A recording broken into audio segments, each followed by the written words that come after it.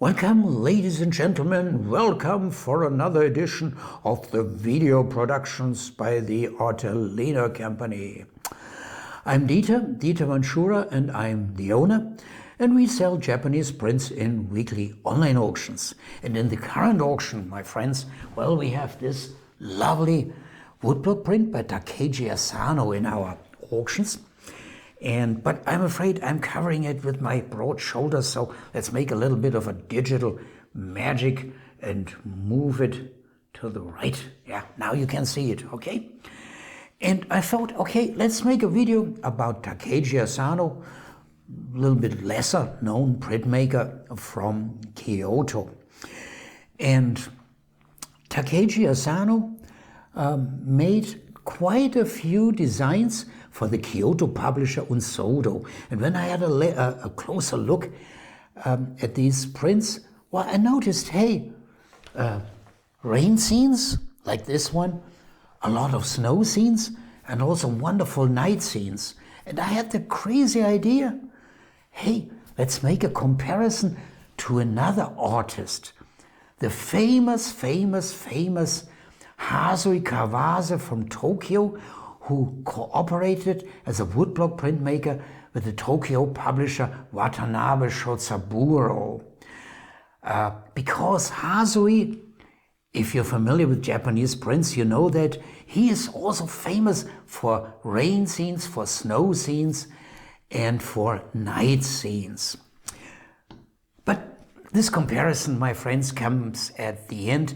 Now, let's shortly talk about Takeji Asano. As I mentioned before, he's not so well known as Hasui, for instance. Well, Takeji Asano was born in 1900 in Kyoto, and he became 99 years old, also died in Kyoto.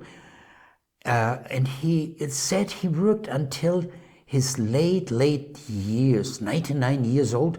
So a woodblock printmaker looks like this is a pretty healthy profession, making sure that you have a long life. But I don't want to try it because I'm sure I'm not capable of making not even a crummy woodblock print, my friends. But back to Takeji Asano.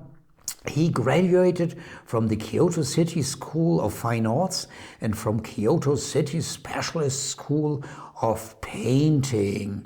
Well, the Kyoto artists, they undergo a very thorough training and education. Tokoriki Tomokichiro, for instance, yeah, he underwent precisely the same training at the same schools. Takeji Asano, after his training and education, he became quite a famous, let's say a leading painter and print artist of the so-called Sosaku Hanga art movement.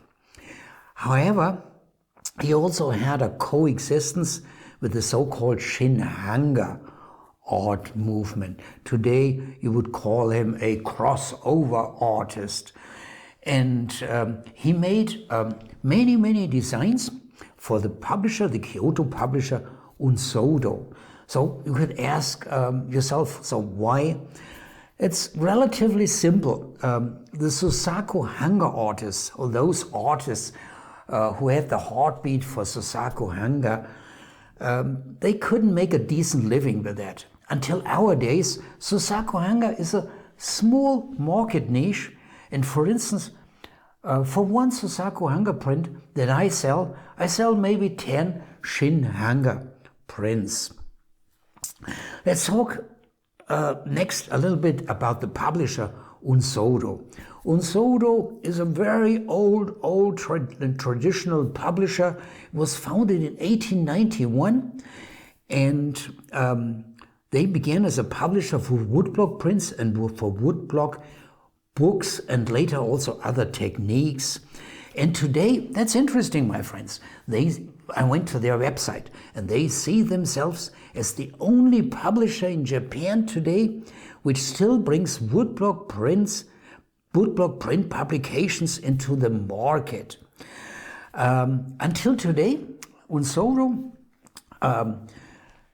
produces woodblock prints from the original blocks by artists like Takeji Asano, and they are all handmade, and they are produced in excellent quality, my friends. At the beginning of this video, I told you I want to make this crazy comparison between rain scene woodblock prints by Takeji Asano and rain scene woodblock designs by Hasui Kawase. A little bit crazy, a little bit daring, but let's try it with my challenged English. I'm not a national speaker. Well, you recognize this from my Bavarian, lovely Bavarian English accent. I took a look at 3 more rain scene designs by Takeji Asano, and I selected 3 rain scene designs by Hasui Kawase. And well, then I realized one thing that both have in common. And now let's go back to the design that we have in the current auction, because it's best for an explanation. I found out that the Kyoto carvers and printers and the Tokyo carvers and printers by Watanabe, they basically use the same little 3 tricks to give us, the viewer, the impression of rain, or rainy day, because it's crazy. I mean, you look at that print and you immediately have the feeling, wow, I don't want to go outside. Well, this is a rainy day. Now let's take a look at that. First of all, very simple. Okay, you just show people with an umbrella. Well, this is an easy brainer, yeah? Number 1. Number 2, and this is always how rain is indicated in Shinhanga prints. These vertical lines, you cannot recognize them well here on this video, but believe me, yeah, here you have thin vertical or straight lines indicating the rain. And finally, number 3, the last one. When it's raining, you have a lot of water on the floor. Well, you have puddles. And in these puddles, the environment reflects, yeah, that just like a mirror. Look at that, yeah? And somehow you have the impression of the reflection on a water surface, like on a mirror. Now let's take these 3 here designs by Hasui, and let's look at them. In all 3 of them, you see people with an umbrella here, here, and here. And you will, in all rain scenes by Hasui, you will always see 1 or more persons with an umbrella. And we also have these thin black lines indicating the rain. Here it comes down straight. That means it's not windy. Here, okay, looks like gusty winds in connection with rain, because it comes down vertical, yeah. And also here, not so well recognizable puddles that reflect the environment like in a mirror.